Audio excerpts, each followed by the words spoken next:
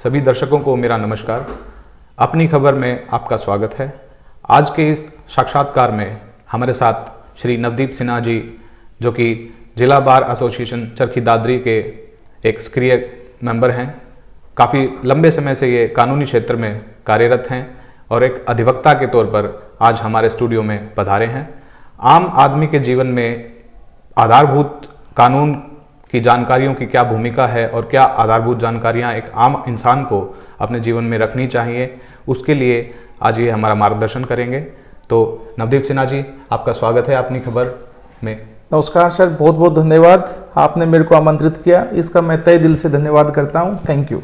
आमतौर पर ये सुनने में आता है, ये सुनने को मिलता है कि पुलिस कंप्लेंट दर्ज नहीं कर रही है, पुलिस सुनवाई नहीं कर रही है, उपयुक्त कार्रवाई नहीं की जा रही है। तो ऐसे में आप हमारे दर्शकों को क्या बताना चाहेंगे? देखिए, सबसे पहले तो आपका जो राइट है वो ये होता है कि जो भी रेलिवेंट पुलिस स्टेशन है आप वहां जाकर के उनको पहले इन्फॉर्म कीजिए जी। अगर इसके बाद आपको यूं लगे कि जो भी रेलिवेंट पुलिस ऑफिसर्स हैं, जो भी मेरा थाना लगता है, वहां पर मेरी कोई सुनवाई नहीं हुई है, तो आप जो भी आपका डिस्ट्रिक्ट होता है वहां के सुपरिटेंडेंट ऑफ पुलिस को वहां जाकर के आप रिटर्न में एक एप्लीकेशन दीजिए और जो भी आपके सुपरिटेंडेंट ऑफ पुलिस है आप उनको इन्फॉर्म कीजिए। डेफिनेटली वो जो भी रेलिवेंट एसएचओ हैं, चाहे वो थाना आपका सिटी है, चाहे वो सदर है या आपकी कोई भी रेलिवेंट आपकी पुलिस चौकी लगती है, वो उनको इन्फॉर्म करेंगे और इस तरीके से आप अपनी कंप्लेन को जो ना आप उनको बता सकते हो। जी नवदीप जी, ये भी सुनने में आता है कि एफआईआर ही दर्ज नहीं की गई और संबंधित अधिकारी को भी अगर किसी आम इंसान ने अप्रोच किया तो भी वहां तक वो नहीं पहुंच पा रहा है, उसकी एक जानकारी की कमी की वजह से वो सब नहीं कर पा रहा है। तो ऐसे में एफआईआर को दर्ज कराने के लिए और आगे क्या आप मार्गदर्शन करना चाहेंगे? देखिए कपिल जी, पहले तो मैं आपको ये बताऊंगा, FIR means first information report जी। तो मैं थोड़ा सा क्लियर करना चाहूंगा आपको पहले कि दो चीजें होती हैं जी। एक होती है एफआईआर फर्स्ट इंफॉर्मेशन रिपोर्ट और एक होती है जी एनसीआर नॉन कोग्निजेबल रिपोर्ट जी। और एफआईआर और नॉन कोग्निजेबल रिपोर्ट जो होती है, पहले तो मैं आपको थोड़ा सा क्लियर करना चाहूंगा कि एफआईआर और एनसीआर में डिफरेंस क्या होता है। देखिए, सीआरपीसी 1973 के सेक्शन 154 के अंदर एफआईआर को डिफाइन किया गया और उसके अंदर बताया गया है कि अगर कोई भी कोग्निजेबल ऑफेंस हुआ है तो आप ऑफेंस, कोई भी कोग्निजेबल अगर ऑफेंस हुआ है तो आप जो भी आपका रेलिवेंट पुलिस स्टेशन लगता है आप उनको इन्फॉर्म कीजिए, वो डेफिनेटली आपकी एफआईआर लॉन्च करेंगे अगर ऑफेंस कोग्निजेबल है।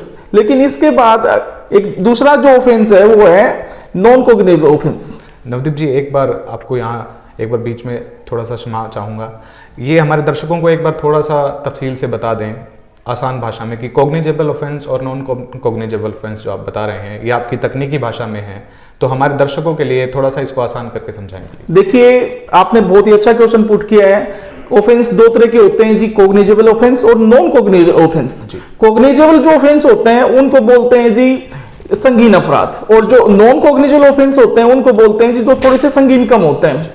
और थोड़ा सा और भी इसको अच्छे तरीके से बताऊं तो कॉग्निजेबल ऑफेंस वो ऑफेंस होते हैं जिनके अंदर 3 साल से ऊपर की सजा होती है और नॉन कॉग्निजेबल ऑफेंस वो ऑफेंस होते हैं जिनके अंदर 3 साल के नीचे की सजा होती है।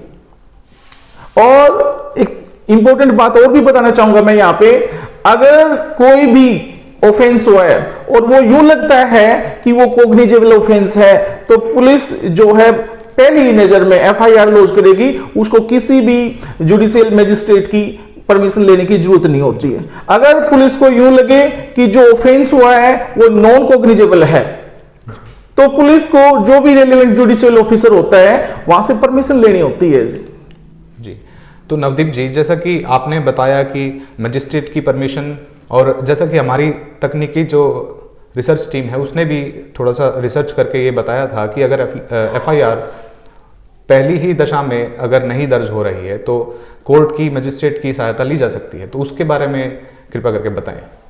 देखिए, अगर आपकी एफआईआर लॉन्च नहीं हो रही है तो सीआरपीसी 1973 के सेक्शन 156 क्लोज 3 के अंदर आप एक प्राइवेट कंप्लेंट कोर्ट में फाइल कर सकते हैं जिसके तहत जो भी जुडिशियल मैजिस्ट्रेट है, वो रिलेवेंट जो अथॉरिटी है, जो भी पुलिस स्टेशन है, चाहे वो सिटी है चाहे सदर है, उस कंसिडर्ड जो भी रेलिवेंट एसएचओ है, उनको 153 क्लोज 3 के तहत एफआईआर लॉज के ऑर्डर करेंगे और इस तरीके से आप अपनी एफआईआर लॉज करवा सकते हैं कोर्ट के थ्रू। जी धन्यवाद नवदीप जी ये बताने के लिए। अच्छा, ये हमारे दर्शकों को थोड़ा सा बता दें कि कोर्ट का जब नाम आ जाता है तो आम इंसान पहले ही घबरा के खड़ा हो जाता है कि कोर्ट कचहरी के चक्कर जो एक आम इंसान के लिए बहुत वो समझता है कि सुगम नहीं है। तो ऐसे में अगर आम इंसान कोर्ट जाता है, अपनी एफआईआर को लेकर ही जाता है, उस कंसर्न में जाता है, तो उसके लिए एक गरीब और एक जो कम कमाने वाला एक इंसान है जो कि खर्चे से भी डरता है, उसके लिए सरकार द्वारा या कोर्ट के द्वारा, अथॉरिटीज के द्वारा उसके लिए क्या सहायता मुहैया कराई जाती है? देखिए, आपने पहले एक बात कही कि जब भी कोर्ट कचहरी का पुलिस का जिक्र आता तो आदमी एक तरीके से डर जाता है। हाँ, बिल्कुल ठीक है आपने, एक साइकोलॉजिकल फैक्ट है, आदमी डर जाता है। लेकिन कोई ऐसी बात नहीं है, जो भी पुलिस स्टेशन होते हैं, कोर्ट होता है, वो आम आदमी को सुविधा के लिए होता है, आप पब्लिक की सेवा करने के लिए होता है। एक तो दिमाग से ये डर निकाल दीजिए, क्योंकि जो स्थापना की गई है वो पब्लिक की सेवा करने के लिए दी गई है जी। अगर इसके बाद आपने एक दूसरी बात और कही कि भाई कोई भी गरीब व्यक्ति है, उसके पास इतना पैसा नहीं है कि भाई वो जो एक अपने लिए वकील हायर कर सके, तो इसके लिए एक जो कोर्ट होता है उसके अंदर एक डीएलएसए होता है जी, डिस्ट्रिक्ट लीगल सर्विस अथॉरिटी। वो आपको कोर्ट अपने खुद के जो है पैसे पे आपको एक एडवोकेट मुहैया कराता है और वो जो एडवोकेट होता है, रेलिवेंट एडवोकेट, वो कोर्ट की तरफ से मुहैया कराया जाता है और वो आपका जो भी केस है उस केस को आपकी तरफ से वो जो है कंटेस्ट करते हैं। आज हमारे स्टूडियो में थे नवदीप जी सिन्हा, जो कि प्रो बोनो केसेस भी एक असमर्थ जो इंसान है, जो गरीब है, उसके लिए लड़ सकते हैं, काम करने के लिए हमेशा तत्पर रहते हैं। और इन्होंने हमारे दर्शकों को आज बताया कि एक न्यायालय जो कि आम जन की सेवा के लिए स्थापित किया गया है, उसके विषय में किसी भी तरह से घबराने की और अपने साथ हो रहे अन्याय को लेकर पीछे कदम रखने की ज़रूरत नहीं होती है।